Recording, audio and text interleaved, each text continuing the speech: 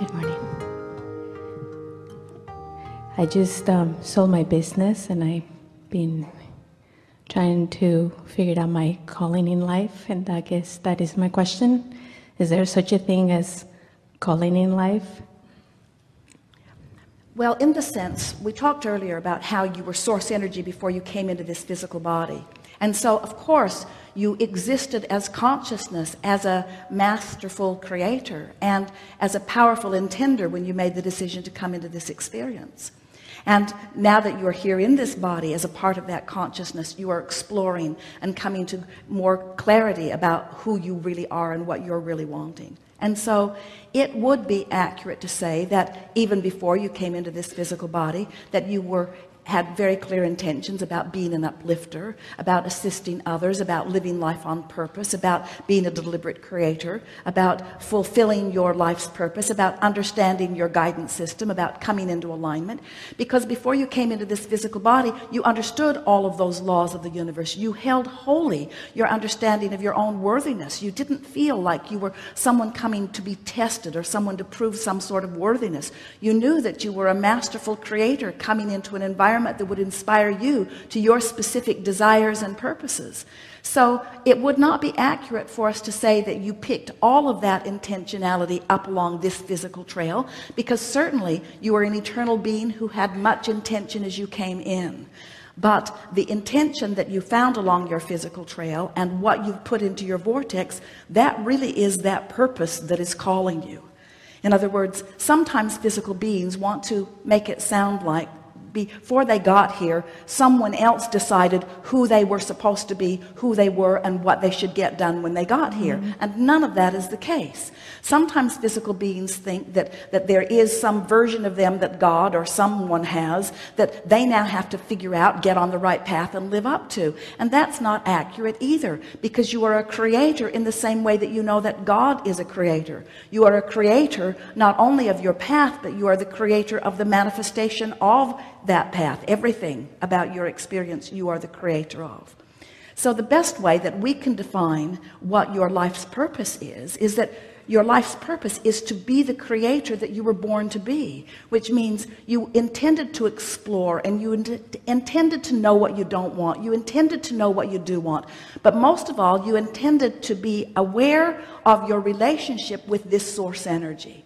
And that's the thing that so many people have sort of forgotten about, because when you're born into your physical body, and those big ones who got here before you did seem to be running the show, and as they see you, as they behold you, as they hold you as their object of attention, most of them, for most of you, made it very clear very early on that your life would go better for you if you listened to what they had to say.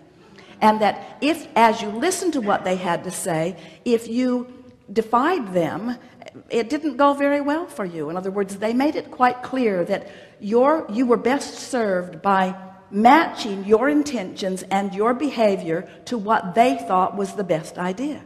And so even though in most cases they were extremely well-meaning, what they did not realize that they were accomplishing is that they were training you away from your own guidance system, because you can't serve two masters. You cannot make your decisions about what you will do based upon what your mother thinks or your father thinks or your lovers think or your peer group thinks.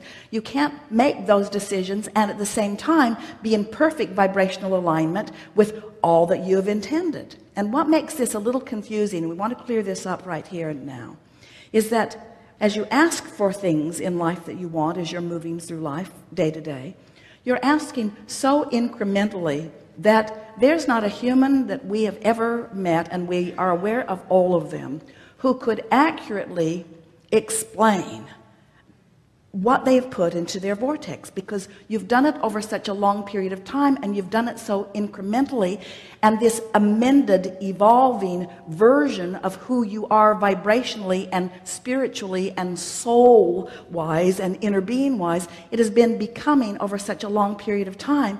And that's what you're wanting to reach to. That's what's calling you. You're being called to the fullness of what you've become. That's what every emotion that you feel is. So there's not some big finished portrait or picture of who you are supposed to be that was painted and put there before you were even born. You've been in the process of creating it, and all day, every day, it evolves still further.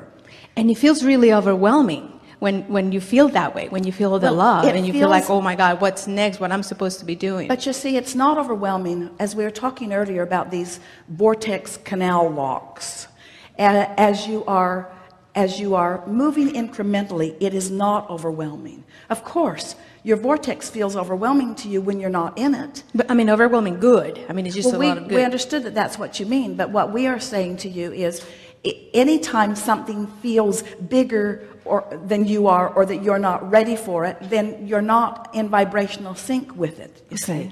And that's the reason that we are wanting you to relax and acknowledge as best you can the well-being that is surrounding you here and now, here and now, here and now, here and now. Because in an acceptance of, or in a appreciation of what is, even if what is hasn't blossomed out to be everything that you think you want it to be, in the appreciation of what is, there's no resistance, which makes you ready to move into the next vibration. There is such power in acknowledging the well-being with where you are. We think that the perfect mantra is to be satisfied with what is while eager for what is coming. Is the very best vibrational stance to be in, you see. So your calling, so let's make these points very clear. Your calling was, you're being self-called. You're being called by your broader self. But who created that broader self? You did. So you're being called by you. It's important to understand these vibrational aspects of yourself. We've used over the years the analogy of the guidance system, that a part of you already is where you want to be and is always offering that signal. And by feeling for it, and bit by finding it, you not only find comfort and satisfaction and ease and clarity and exhilaration, but you also find the vibrational stance that then allows the cooperative universe to yield to you the path and all of the details to all of the manifestations of all of the things that you want. Humans often think that they are here to create things, even empires, or even movements, or even manifested things. And while all of that certainly is part of this spiritually based exploration into the expansion of who you are, what you really are the creator of is you. And so when you accept that both parts, the non-physical, the vibrational part, and the physical manifestational part of you are you, and that your emotions hold the key to the alignment between them, now you can be very clear about where you stand in any moment in time. Now there is no confusion about anything, you see. Helpful? Yes. So if we say to you, so what is your path? What did you get from what we just gave you? What is your path? Being me. Living in the now, creating today what I want to create, because I'm the only creator from the beginning till the end. So what we said to you is, your path is to know what you don't want, to know what you do want, to send the rocket, to be the non-physical inner being who holds the consistent vibrational stance, so that the law of attraction can respond and all the cooperative components are gathered. And then your work is to come into alignment with that. So what is your path? It's interesting, isn't it? What is your path? Is it your path to know what you don't want? Yes. Is it your path to sometimes be negative because you are standing outside the vortex? Yes. Is it your path to know the difference between what feels not good and what feels better? Yes. Is it your path to send off these rockets of desire? Yes. Is it your path to feel the emotional difference between who you really are and who you're letting yourself be? Yes. Is it your path to find the best feeling thought that you can find? Yes. Is it your path to acknowledge that you feel better now? Yes. Is it your path to stay in the vortex forevermore? No. Is it your path to get out there and mix it up so that you launch more rockets? Yes. Is it your path to eternally become? Yes. So therefore, is it your path to sometimes know what you don't want? Yes. Is it your path to be aware when you're out of the vortex? Yes. Is it your path to be aware when you are in the vortex? Yes. Is it your assignment to always be in the vortex? Certainly not. Is it your path to always be out of the vortex? No, it's not even possible. Is it, so by path, what do we mean by, is it your destiny? Is it the expectation of God? In other words, what's this path all about? You can't get off your path. You can't get off your path. You can't get off your path. You can just decide that you're going to enjoy more of it or not. You can decide that you're going to be more deliberate about it.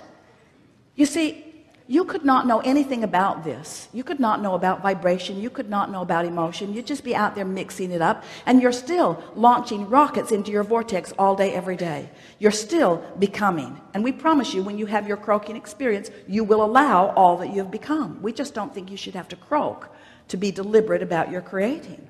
And we've noticed, as we have been participating with so many of you, that when you know what you don't want, and then you define what you do want, and then you deliberately talk about what you like best about what you do like, and you acknowledge consciously that you have activated in your vibration purposefully the vibration of what you do want, and you become so sensitive to your emotions that you are really aware when you're out of the vortex and you're in the vortex. So you are deliberately holding yourself in consistent or more consistent alignment with all that you are, so that you're friskier, you're more robust, you're more clear, you have more vitality, you're more sure-footed, you have better timing, you're rendezvousing with more of the things that you want to rendezvous with, you're just in love with life. We've noticed that when you are deliberate about it in that way, and only when you're deliberate about it in that way, does the manifestation of it really please you. Because then you're in the place to receive and feel it fully. Have you ever had a conversation with someone who just wasn't getting you? Yeah. And you were so worth getting. Oh, yeah. You had such a good point. You were making such a good point, and you so wanted them to get it, but they weren't getting it because they weren't ready for the vibrational blowback experience that you were giving them. They weren't ready, you see.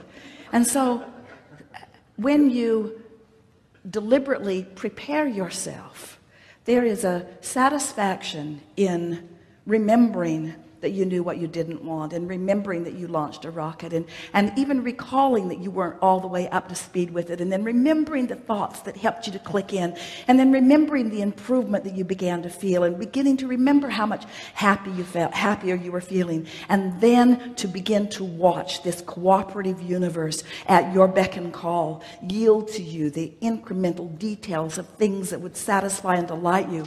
Friends, that is where the feeling of worthiness comes from. In other words, that feeling that so many are yearning for, that's that feeling. It's that feeling of knowing your capability, knowing your value, knowing that you're in the right place at the right time, knowing that you can't get it wrong, knowing that you're right on your path, knowing that you are eternally expanding, and most of all, knowing that you get this emotion thing, knowing that you get the vibrational part of it, knowing that you're molding the clay of energy, the clay of vibration, and that you're playing it just right, and that you're winning again and again. You're winning. You're winning because you're consciously involved in the forward motion of your own life experience. And you reach the place where it doesn't matter to you what one other person on the planet is doing or thinking about what you're doing. Because all of that is irrelevant. All that is relevant is your relationship with the powerful becoming that you cannot stop, no matter how hard you might think you could try. You can't get off your path. Good to know. Thank you.